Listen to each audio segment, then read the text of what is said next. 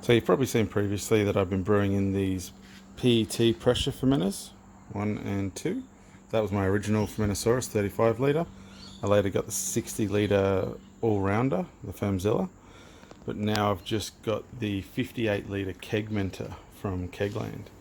So maiden voyage tonight, so I'll have a quick look at it. I also bought the pressure kit with it, so I can ferment under pressure, transfer oxygen free-ish, as much as you can anyway. So it comes with a little ball float, silicone hose, the 2 posts, the pressure relief valve. I've already got spunding valves, so that's all good. So I'll give this a bit of a once over, and then we'll see what it's all about. Ooh, look at that. I've got an airlock as well, just in case. Isn't that nice? Inside, which you can't see because it's really dark, but it's nice and new and smooth. So, and it fits in the fridge, which is a nice bonus. So I'll fill her up and we'll see how she goes. Turns out 2 milk crates is the perfect height to empty the cube, so that's pretty handy. Also on this batch, I'm going to try out this new Verdant IPA yeast. And I'm going to take a quick sample since I forgot on the brew day. So, okay, everything's in. The only thing I've got to do is make a little pocket for the temperature probe, like I did on these. So it measures the wall temp. The liquid silicone floating dip tube didn't seem very tight on the post, so hopefully that doesn't fall off, or else that'll be a disaster. But we'll go from there and see what happens. Spunding valve on, and now I wait. So to make the temperature probe insulated, just get a bit of a stubby cooler, quality one, or a koozie, or whatever you call it in your country. A little bit of tape. Put the layers of tape over the top and tuck the temperature probe in. Pretty easy. So this is what it looks like. I like to run the tape past the bottom just so it forms a little bit of a seal. We'll grab the temperature probe and put it behind, just so we make sure we've got enough room, because if it's too tight you won't be able to fit it in. And I think we'll put it there. Yeah, we'll put it here. That should be enough even if I run a single batch in.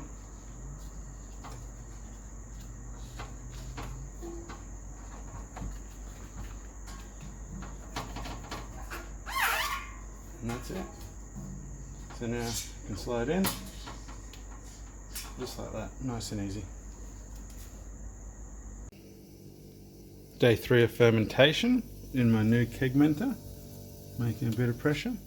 So this Verdant IPA yeast is really quick, so today I'm just going to take a quick sample, then I'm going to dry hop 350 grams of Citra.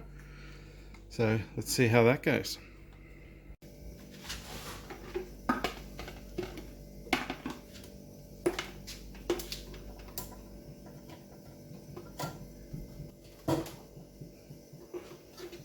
Flush out the sanitizer. Oh no.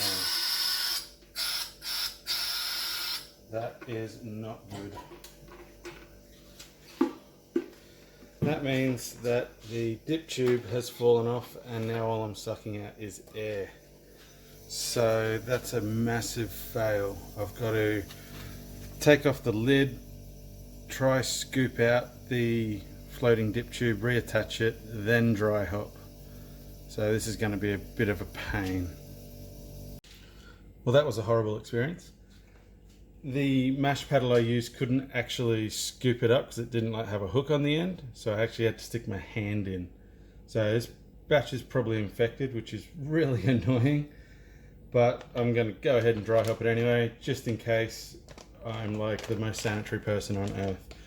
So I've got some Citra, 350 grams left in this pack. I'm just going to pour it all in, and then I guess I'll just have to take a sample another day.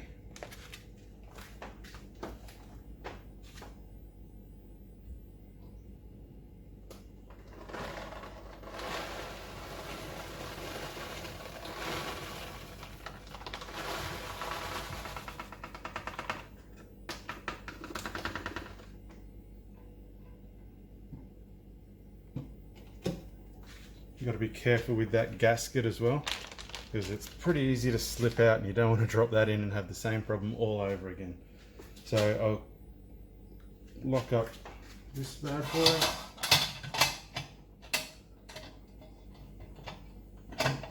You know what? I'm going to spray the top of it first.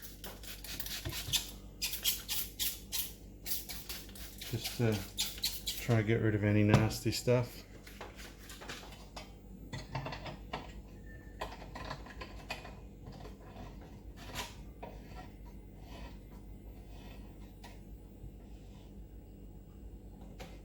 I don't know how tight you got to do them. My guess is not very. This one is the gas. So now I just sit and wait until, well, I'm away for the weekend, so Monday it'll probably be ready to go. Then I'll start cold crashing and keg it about 2 days later. Day 3 of cold crashing. I'm going to try take another sample. Hopefully the dip tube hasn't fallen off again. So I've got all the bits over there. I'll give that a quick go, and then time to transfer if it's not infected. Just a jug to catch the first bit, hydrometer sample tube, normal picnic tap. I'll just disconnect the gas for a second to make it a little bit easier. Well, let's see. Look at that. I'm actually getting beer. What a surprise.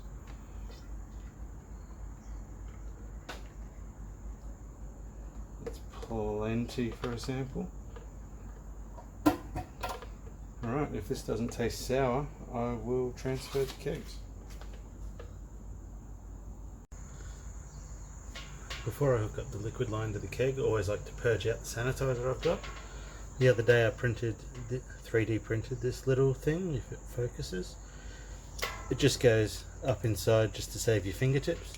So we'll see if it works. That was a lot easier. So give it a quick spray of sanitizer, start transferring. The first transfer is underway. So just to run you through it, obviously the gas is connected to the gas in post. The liquid out on the fermenter, Kegmenter, is connected to the liquid in on the keg, so you fill it from the bottom. Then I've got a spunding valve hooked up, so it slowly releases pressure to reduce foaming. And you come down here, you can see the condensation, that's how full it is. So keep an eye on that. When it gets to the top, time to change kegs. So this is a look inside the keg at the end. Doesn't look bad. I've shaken it up a bit so it's a little bit bubbly, but doesn't look infected, so happy days. Now I've just got to clean it and put the kegs in the keezer.